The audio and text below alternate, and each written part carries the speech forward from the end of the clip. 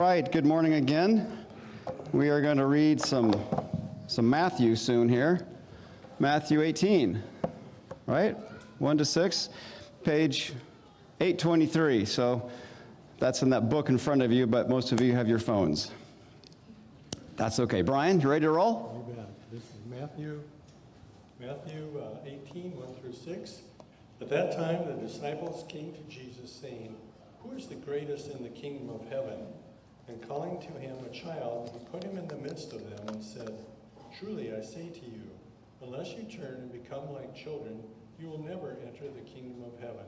Whoever humbles himself like this child is the greatest in the kingdom of heaven. Whoever receives one such child in my name receives me. But whoever causes one of these little ones who believe in me to sin, it would be better for him to have a great millstone fastened around his neck and to be drowned in the depth of the sea." Well, that doesn't sound good. Let's try to figure out how not to be that person. All right. Well, thanks, Brian. Appreciate that. So we are going to be looking at that in a minute. But first, just a reminder of, the on button. There we go. We're inviting this year, right? We're inviting people to Christ.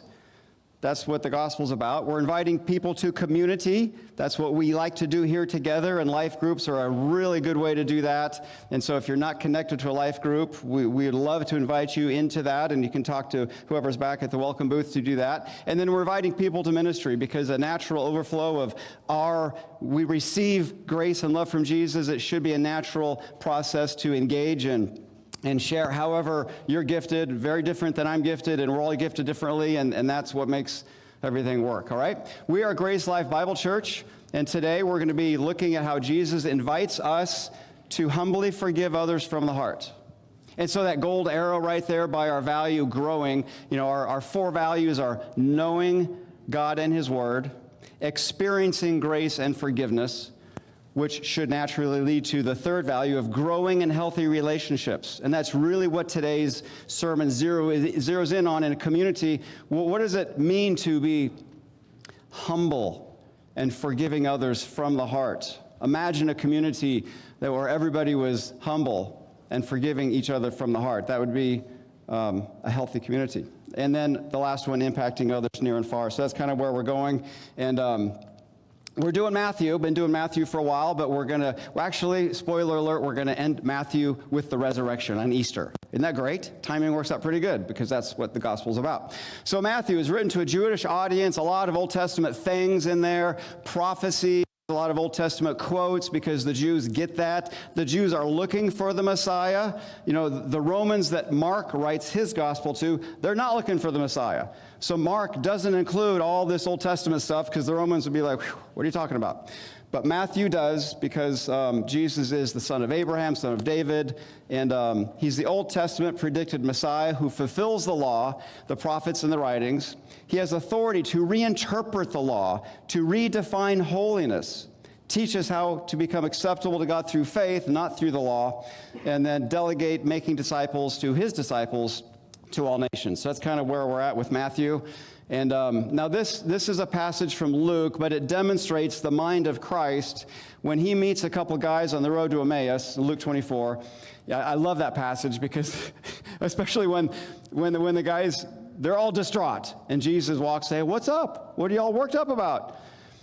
"Oh, these things that happened in Jerusalem." And Jesus is like, "What things?" And then they say, "Are you the only one around here that doesn't know what's been going on? This guy, we thought he was going to be the Messiah, but they killed him." And they're talking to Jesus. It's a fascinating, if I have a time machine, top 10 moment right here, just to watch it. Anyway, I'm getting carried away, but here's the passage. Jesus said to them, "These are my words that I spoke to you while I was still with you, that everything written about me in the law of Moses, the prophets, and the Psalms must be fulfilled." Now, the Psalms stands for the writings. Basically, he's saying everything in the Old Testament ultimately finds its fulfillment in me, okay? And so you have the Old Testament, the law, prophets, Psalms. The New Testament is fulfilled in Jesus. That's kind of I view it like a funnel. Everything in the Old Testament is ending up getting to Jesus. And then a classic verse from Matthew 11:28. "Come to me, all who are labored and heavy laden, I will give you rest. Take my yoke upon you and learn from me, for I am gentle and lowly in heart, and you will find rest for your souls. For my yoke is easy and my burden is light. And again, that's quite unlike the culture he was in, where everything was up to you, and if it's going to be, it's up to me, that kind of attitude. The Pharisees drove that. Now, just to review, last week we saw that Jesus took his disciples from the Sea of Galilee on a 50-mile round-trip hike way up to this town called Caesarea Philippi. And while he was there, standing beneath the Rock of the Gods, which is idolsrus.com, that's Idol Central. This represents the Baal worship of the Old Testament that's been then renewed. And he says there, on this rock I will build my church, and the gates of hell will not overcome it. The culture understood the cave there by the wall of the gods to be the gates of hell. And so I invited us to think geographically, even topographically, and to say, well, what could this mean? And as a side note here, if you ever want to really stump your Bible teachers, your Sunday school teachers, whatever passage you're in, just raise your hand and go, how does the topography of this area impact the narrative? And you'll just get a blank stare. Anyway, but it does. My point is, it matters where you are because they were in a place. And very often the place is significant, okay? All right, anyway. So here we go. Here is a bad question. I've titled today's sermon with a bad question. What does the kingdom of heaven offer me? Where's mine? What do I get? Okay? That's not where we want to be, okay? So we will hold that for a second. But in Matthew, he's been clarifying kingdom confusion. He's been talking about the kingdom of heaven, and the disciples don't really get it. You know, they think he's going to be some kind of a political overthrow where he's going to rule as a king. And if he's ruling as a king, they're thinking, well, that means he's going to have a staff, and people who are near him will probably be ruling something. And which one of us would stand the best chance of ruling the most and the best? Who's the greatest of us? Because we want to rule the biggest chunk. Come to rule. And when you overthrow Rome, their whole perspective is off. And if I'm Jesus here, it's like, humanly, was there any, this is just a question, was there any kind of human panic? Because he's like, guys, the runway's getting short. I'm leaving. And you don't even have a clue yet what that means. Okay, you get it. It's a bit comical. But I'm just seeing that this is not it's not a smooth transition. All right. So they were expecting the wrong kind of Messiah. They were anticipating the wrong kind of kingdom. They interpreted all the Old Testament prophecies, because there's a lot of Old Testament prophecies about the Messiah that will deliver us from our enemies and give us freedom. And because they had about 7 centuries of oppression by foreign nations, that shaped how they understood the promises of the Messiah. The Messiah will come and remove Rome from oppressing us. That's just how they thought about it. So they were expecting a physical kingdom, not a spiritual kingdom. And Jesus comes and does physical miracles, giving, healing and sight and food and bread. And those things were supposed to help them make the leap to understanding, well, he's providing spiritual sight and spiritual light and spiritual sustenance, but they just stuck on the physical, okay? So that's kind of where they were. And last week we saw that Jesus was telling them, instead of asking me to recalibrate my kingdom for your wrong expectations, guys, you need to recalibrate your expectations to my kingdom. So that was the shift we saw last week. And we went through even the parables or the Sermon on the Mount, Matthew 5, 6, and 7. The kingdom, because he's still talking about the kingdom here. He said the kingdom is smaller than you think, but way more valuable than you think. It's harder to pursue than you think, but worth great treasure to pursue, and you will be judged on how you receive this kingdom and this message. So that's kind of where we've been. So today's question is what kind of people are in the kingdom of heaven, and what's the better question than we can ask than what they asked? What do I get from the kingdom? How can I rule with power? And actually next week we see the same thing. It just keeps coming up. That's just locked into what do I get? How can I get power? Okay? So where do we get our strength, all right? When I was in college, we met some old guy who was a big deal pastor. I don't remember much about him, but he was famous in the Midwest, and he was going to be at this house. We were having lunch at, and so we're talking to him, and I remember like, oh, this is great, you know, you're a big deal, and how do you, because he was old. I mean, really old. Almost dead old. And so I asked him, how do you keep going? And I'm thinking some, like a verse or something, and his answer was, vitamins. Every day I take A and B complex and C.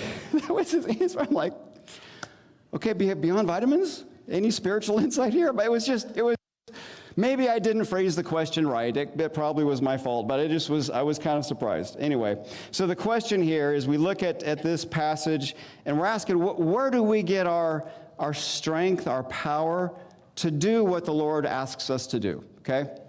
And so the first, we're going to be talking about kingdom characteristics. A kingdom-minded person. What does a kingdom-minded person do? How do they think? How do they value?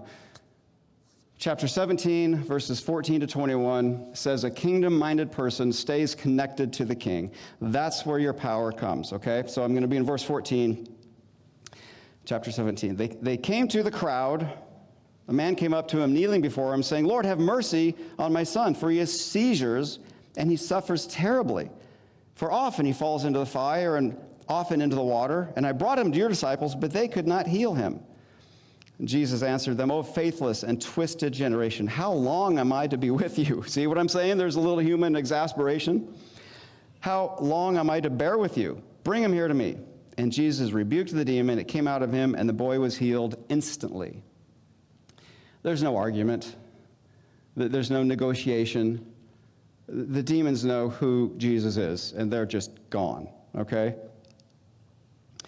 Verse 19.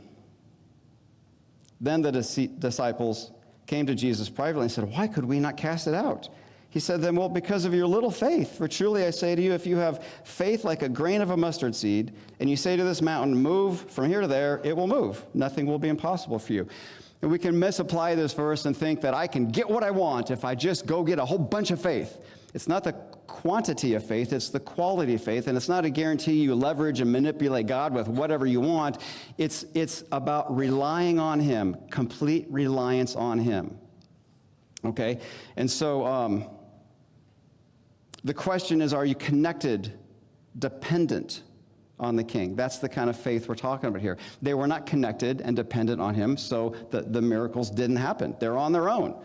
They got all excited about their task and their role and responsibility, and I'm going to climb the ladder and be successful. I'm a big deal, and I'm going to be great in the kingdom, and I'm going to do this miracle. Hey, guys, watch this. Come on, everybody, 3 o'clock, big miracle happening here. I'm going to do that, and then it doesn't happen because they're not connected to the king in humility, all right? So that's what's going on there. So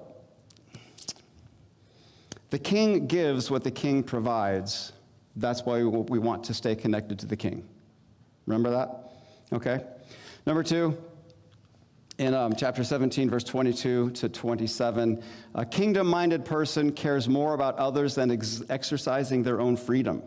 That's a big deal in 1 Corinthians. Talks about your own freedom and how I can exercise my freedom and trample over your conscience, your faith, and make you feel horrible and actually cause you to stumble. And Paul's like, hey, that the other person's heart is more important than your own freedom, and that theme comes up right here, okay?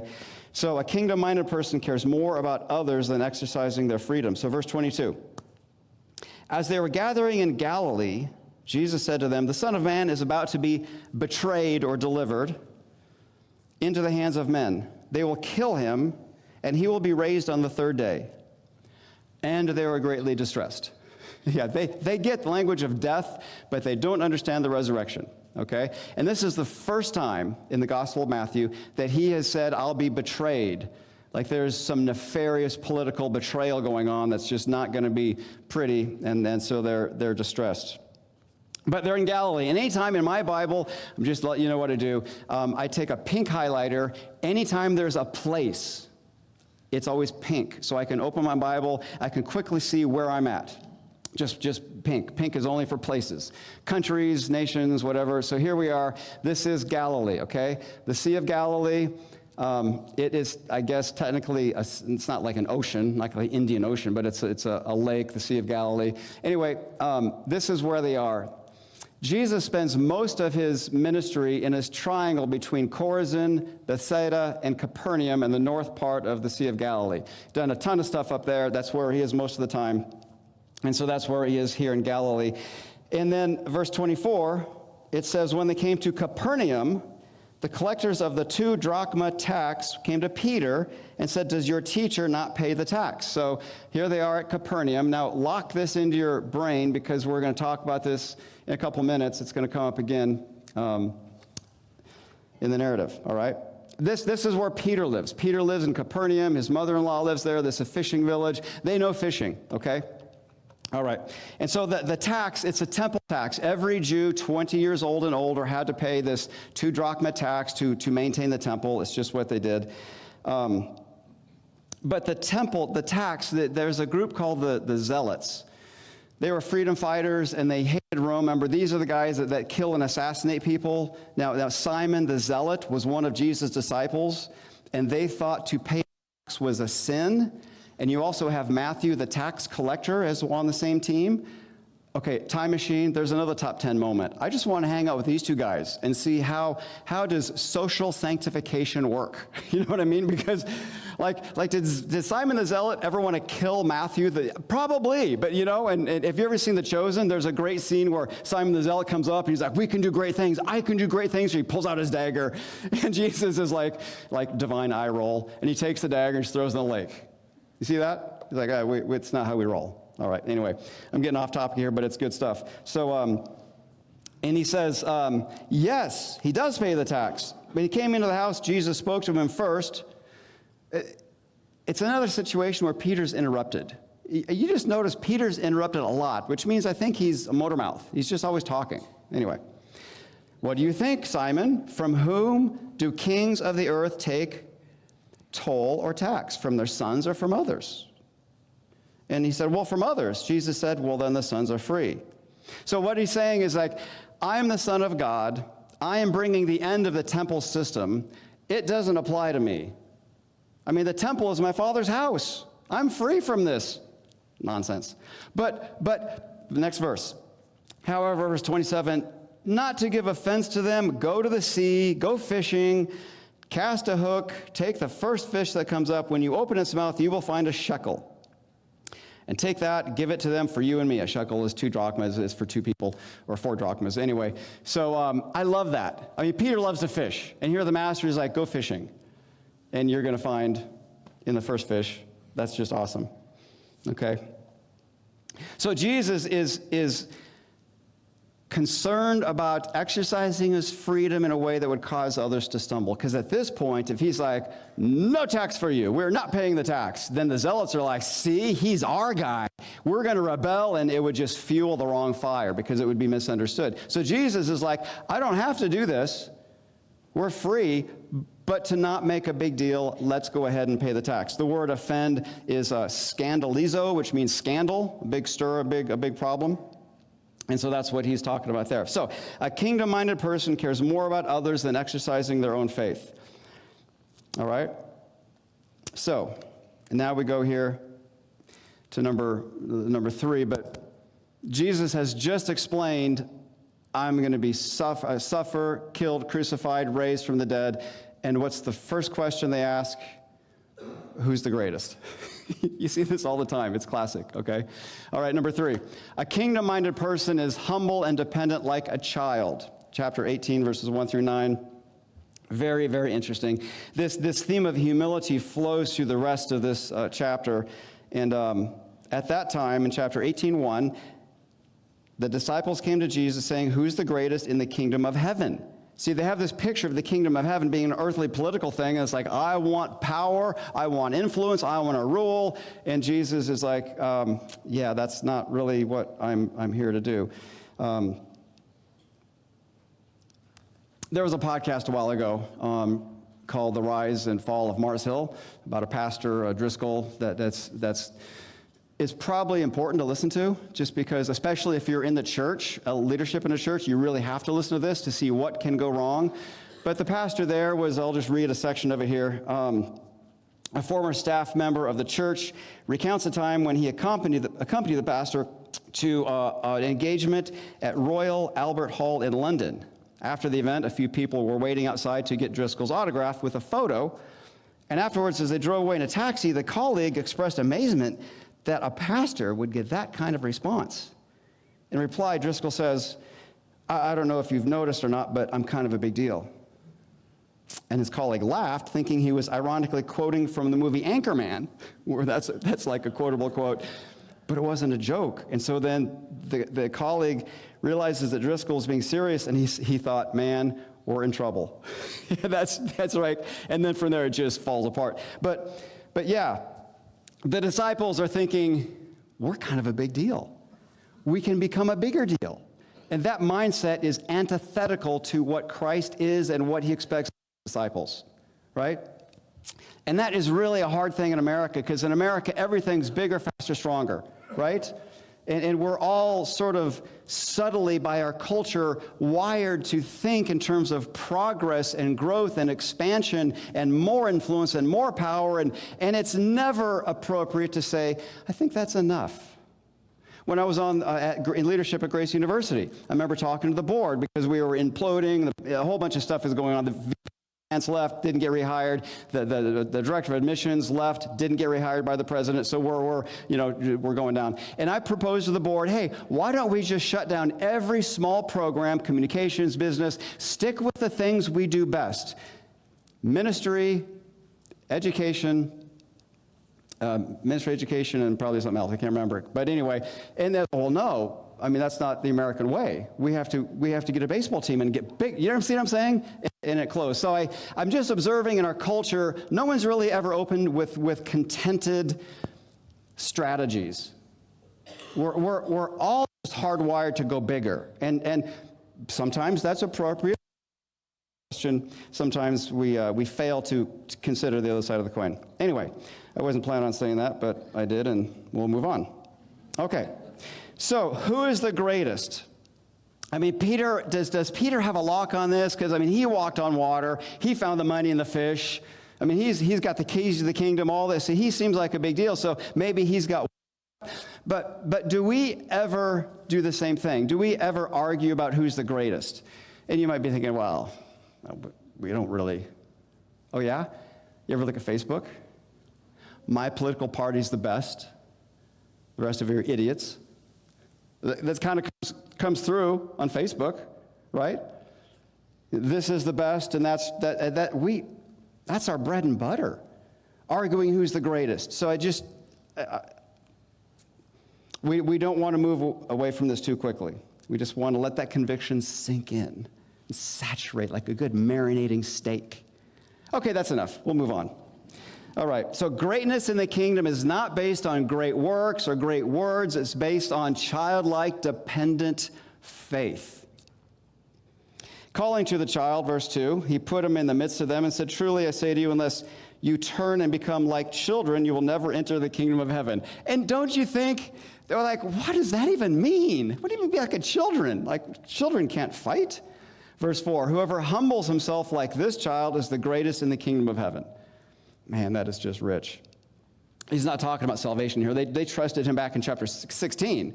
So he's talking about kingdom civilization and kingdom behaviors, all right? Children don't, there's no pretense, there's no proudful motivation, there's no manipulation. It's just, kids are sweet that way. They're just sort of innocent, and just what you see is what you get. Until they get old and we all get weird, and that's part of discovering our need for Jesus. All right. But in the ancient Near East, children were inferior, they're overlooked, they're insignificant, and Jesus elevates them and says, here's a model of dependence and trust and faith that I don't see in you, and I should see in you. And again, that had to just rattle their brains, all right? In verse 5, whoever receives such a child in my name receives me. Okay? Now, he goes on here and says, but whoever causes one of these little ones who believes in me to sin, it would be better for him to have a great millstone fastened around his neck and be drowned in the depths of the sea. The verse that Brian read. Now, where are we on a map? were at Capernaum. So if you just turn onto your little Bible software and you go, Capernaum, what is Capernaum known for? They're known for hard, black basalt rock. They make that, they manufacture it, they mine it, and they make millstones out of this basalt rock. Rabbis hardly ever teach their disciples anything unless they can point to it. Do you see that basket of wheat? Do you see that sea? Do you see that millstone? It's just how disciples work, which is why it's very memorable. It's not some abstract weird thing. It's like, hey, here's this deal, okay? So here's a millstone. All right? Jesus is saying, don't be the disciple that causes another disciple to quit being a disciple. That's his main thrust here. How? Humility and forgiveness from the heart. That is how you don't become the disciple that causes another disciple to quit being a disciple. All right? And so the millstone there, this black basalt rock, you'd put grain or whatever in there and then spin it around and you'd crush it and mill it. They do with grapes into, or olive grapes and all kinds of stuff. Actually, grapes were with their feet, so olives they would crush. So he can point to the sea, he can point to the millstone, and you don't want that around your neck thrown into the sea. Fair enough? All right. Woe to the world of temptations of sin, for it's necessary that temptations come, but woe to the one by whom the temptation comes. Don't be the disciple that raises temptations for other disciples. And here he talks about how severely we should treat temptations and sin. It's a metaphorical passage, so put away your Leatherman. If your hand or your foot causes you to sin, cut it off, throw it away. It's better for you to enter life crippled or lame than with a hand or feet than be thrown into the eternal fire. If your eye causes you to sin, tear it out, throw it away. It's better for you to enter life with one eye than with two eyes, than to be thrown into the hell of fire. So this is metaphorical. He's making a point. Sometimes we value a literal hermeneutic, but in that you have to understand that figures of speech were part of their world, and it was a legitimate way of communicating. Exaggeration, hyperbole, okay? And so you have to understand that. So this is what he's saying. He's simply saying it's a big deal and don't take it lightly. Deal with sin and temptation severely, immediately, and don't let it cause you to stumble. So a kingdom-minded person is like a child in that they completely depend and are connected to their father for everything. All right. Number 4. I only have 6, in case you're wondering. A kingdom-minded person guards the heart of fellow disciples. This is that principle of don't be the disciple that causes another disciple to quit being a disciple, okay? He guards the hearts. And here we have, in verse 10, the parable of the lost sheep. See to it that you do not despise one of these little ones, like a little child. For I tell you that in heaven their angels always see the face of my Father who's in heaven. Notice the angels aren't looking at the children. The angels are looking at God. All right? So we get this, and I think angels are far more involved in our lives than we think. I just can't wait to find out, like, how many times you saved my life, thank you. But you know what I mean? Just whatever. But that's what they're doing. And it goes on here. What do you think? If a man has 100 sheep and one of them has gone astray, does he not leave the 99 in the mountains and go into search of the one that went astray? So his point here is shepherds, a good shepherd doesn't lose sheep. Even a bad shepherd is going to go pursue the lost sheep. And if he finds it, he rejoices more than over the 99 that never went astray. So it is not the will of my Father who's in heaven that any one of these little ones should perish. So don't contribute to one of these little ones perishing. That's what he's talking about. The goal is not to eradicate the flock. Like, I don't know what happened to that one, and you're behind. Too bad for you. No, we shut it down, care for them, pull them back in, and the Good Shepherd cares for them, and he will do anything to find and rescue the lost outsiders. And again, this context of Matthew, the lost outsiders are Gentiles. The Gentiles are going to be pulled in, and that's what's going on here. So Paul says in Corinthians, take care that this right of yours does not somehow become a stumbling block to the weak. He goes on and on and on talking about different food that some people think, well, that's forbidden. He's like, if you think that's forbidden, even though it technically is not, I'm going to limit my right when I'm eating with you so I don't push you over the edge and teach you to violate your conscience. We limit our rights for the sake of the weaker brother. That's just part of the package. And here's a quote that says pretty much the same thing. Since God has such great concern for his disciples who go astray, his disciples should be very careful not to do anything that would cause one of his sheep to go astray. Don't be the disciple that causes another disciple to quit being a disciple. That's the bumper sticker for $9.95. You can buy some bumper stickers in the back of the service. All right. Anyway, that's a joke. We don't do that. But that's what's going on here. So a kingdom-minded person guards the hearts of those that are also serving the king and staying connected to the king. So, so a kingdom-minded person is not going to sin against a disciple, but what do we do if they do? Next verse. If your brother sins against you, okay, you see how this is tied in here? This is the next one, number 5. A kingdom-minded person protects the church by initiating reconciliation. Initiating reconciliation. The question is not, if someone sins against me, how quickly can we kick them out of the church? That's not the question, okay? Go and tell him his fault between you and him alone. If he listens to you, you've gained your brother. But if he doesn't listen, take 1 or 2 others along with you, that every charge may be established by the evidence or 2 or 3 witnesses. And if he refuses to listen to them, tell it to the church.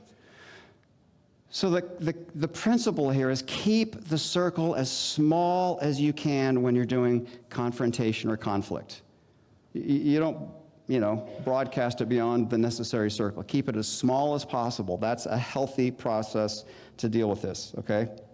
Now, he says the word church in here, which is kind of, have you noticed the word church? It just doesn't show up in the Gospels. In fact, of all 4 Gospels, it only shows up twice, and both times are in Matthew. This is the second time and the last time.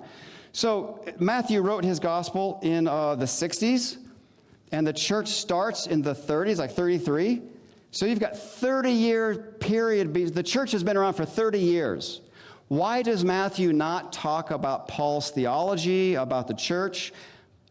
Because Matthew is writing about Jesus meeting the Old Testament expectations of the Messiah. Paul is writing about detailed theological concerns and the nature of the church and the nature of all the nuts and bolts. Those are called epistles.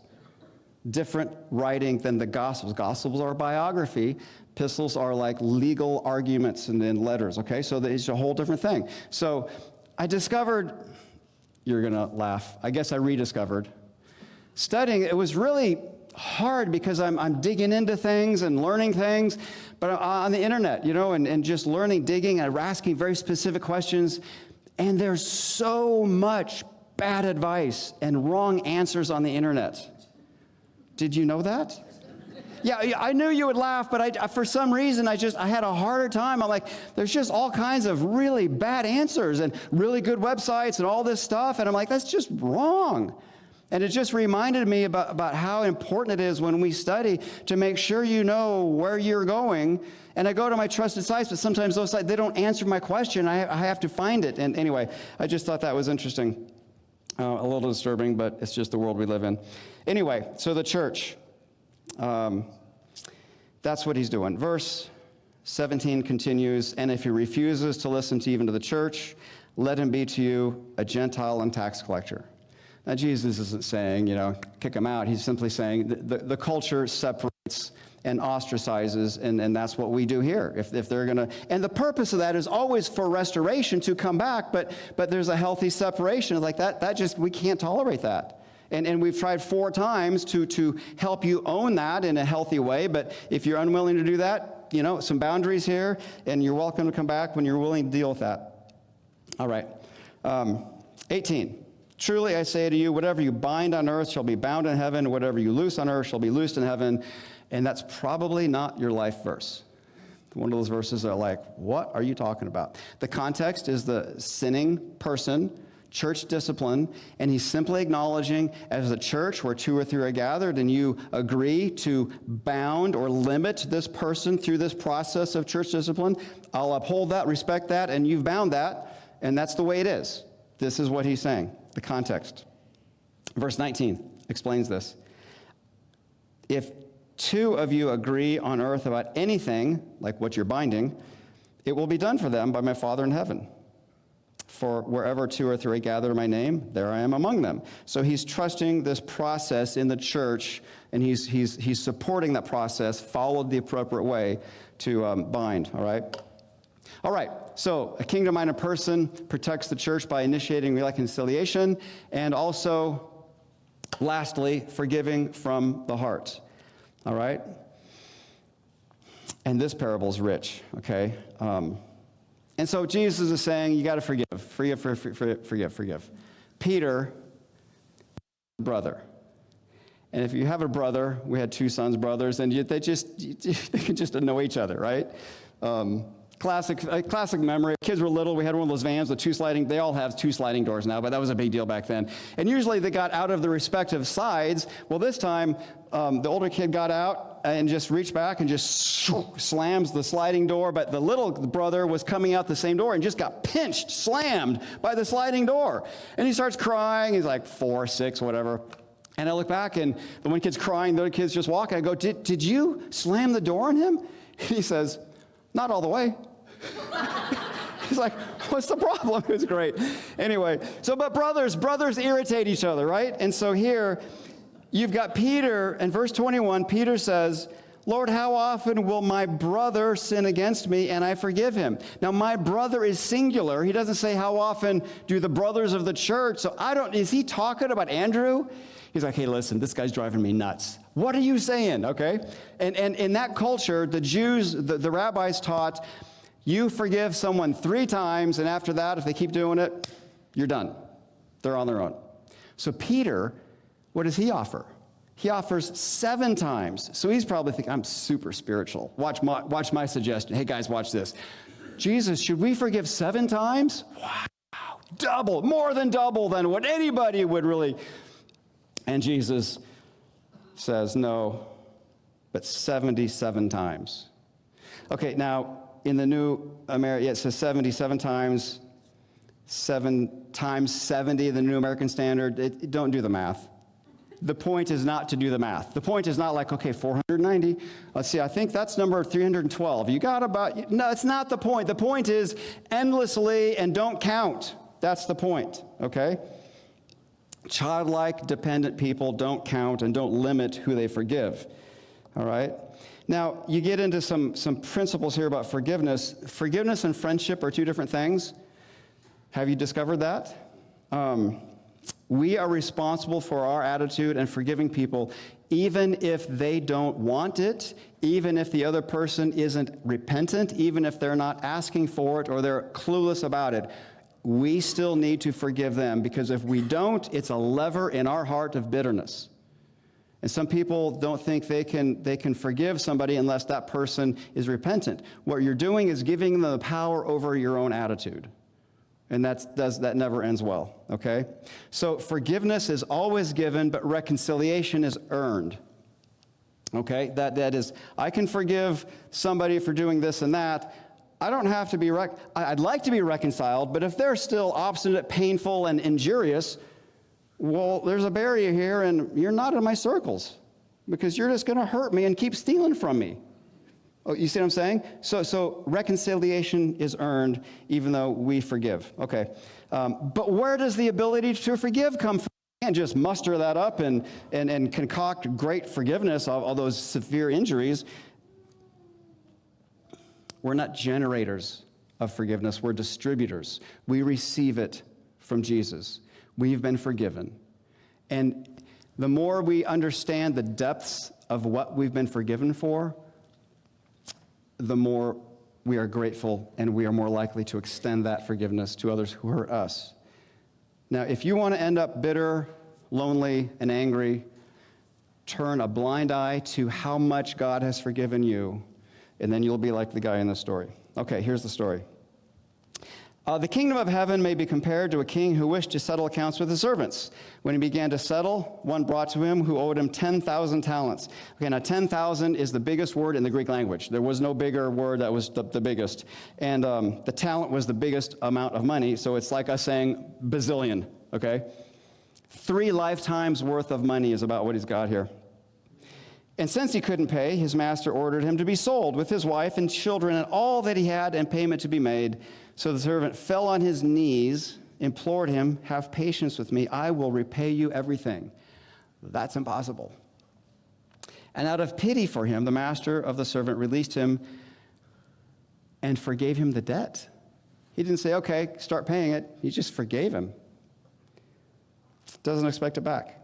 But when the same servant went out, he found one of his fellow servants who owed him 100 denarii, which is like 3 months of salary, seized him, began to choke him, saying, "Pay what you owe." This is not even a reasonable, "Hey, we did some business, and I think you still owe me." He starts choking him. It's just this deep-seated anger. So his fellow servant fell down and pleaded with him, "Have patience with me, I will repay you." But he refused. He went out and put him in prison until he should pay the debt. When his fellow servants saw what had taken place, they were greatly distressed. That word distressed again. And they went and reported to their master everything that had taken place in detail. This happened. The master summoned him and said, "You wicked servant, I forgave you all that debt because you pleaded with me. Should you not have had mercy on your fellow servant as I had mercy on you?" Do you see that? We experience grace and we extend grace. The normal, healthy process of a disciple of Jesus is we grow in our awareness of the forgiveness that we have experienced. We grow in gratitude, and we extend that more frequently to a broader audience. And it's just one of those things that takes a couple decades. We just keep doing it, and we extend grace to more people, and that's good. All right? So that's the question I opened up with, right? Whatever your spiritual journey, are you growing in appreciation for the forgiveness that Jesus has shown you? And what does that do to your attitude, your relationships with other people? The hard people, the people that confuse you in terms of their morality and their theology, right?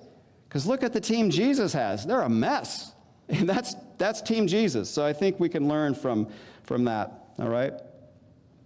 It's troubling that this servant has been in the presence of the king and he leaves unchanged. He has got a character flaw. He has not been touched by the kindness of the king. He perhaps thinks he deserves it.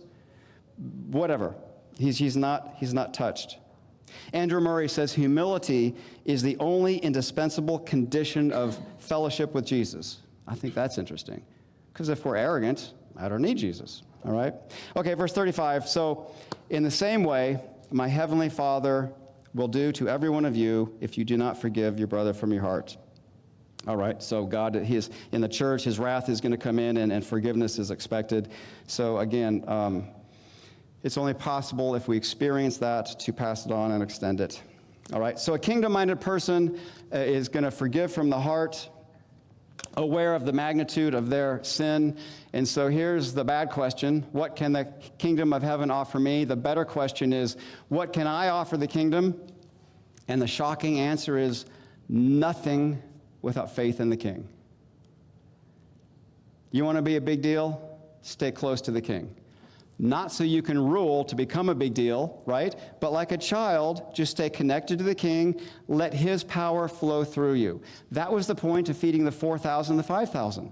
Hey, when you're in a situation and you don't have the resources, stay close to me. Talk to me about your needs, and I will supply them. That was the lesson. But they're like, oh, we got enough food. Send them away.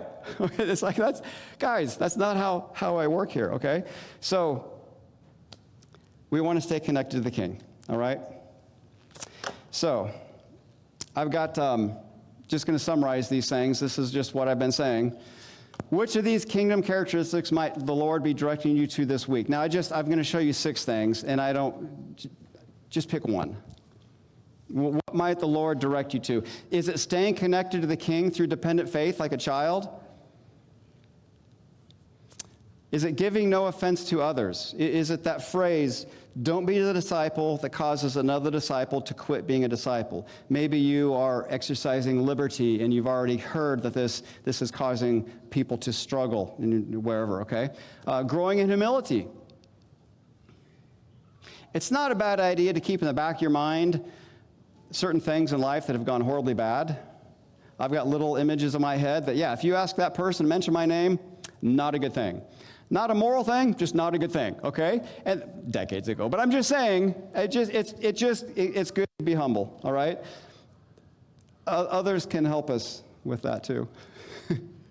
All right, guarding the hearts and fellow disciples. Giving up my own rights in order to protect other disciples. Protecting the church by initiating a relationship, reconciliation. It's like, hey, I heard this, I feel this, I just really want unity here. Can we talk about this? Okay? Protecting the church by, and lastly, forgiving others from the heart. And that's going to only come as we experience that from Jesus. So those are one of those, I'll pray, gets into my heart and your heart. And so we'll move on here and continue the exploration next week. Lord, thank you for your grace. Thank you for being so patient with these guys, and you're patient with us as well. As they struggle to understand your kingdom and who you are as Messiah, we misunderstand who you are in our culture and what that means. And I pray that you would help us understand how to walk with you in sincerity and independence and simple childlike faith. We have a complex world, and we are meant to engage it, and we are meant to impact it. And may that happen through your power and not through our contention and strife for power. Amen.